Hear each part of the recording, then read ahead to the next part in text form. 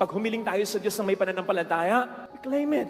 Hindi natin alam kung paano, pero alam nating magkakatotoo. Ang sabi ng ating Panginoon, anumang hilingin niyo sa panalangin ng may pananalig, manalig kayong natanggap nyo na at matatanggap nyo nga. Kung hindi tayo maghihintay ng may pananalig, ay madidepress tayo, madidisappoint tayo, matatakot tayo. Kayo lang naman ang nag-alinlangan eh. Bakit? Humahanap agad kayo ng resulta. Pero hindi ibig sabihin walang resulta, walang nangyaring maganda o walang mangyayaring maganda. Kaya nga kailangan tayong sumampalataya eh. Kasi kung mayroong resulta, kung nandyan na, kailangan ko ba ng pananampalataya? Hindi na.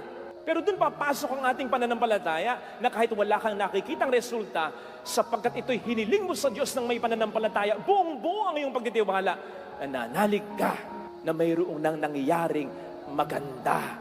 Maghihintay ka na lamang ng may pananalig talaga.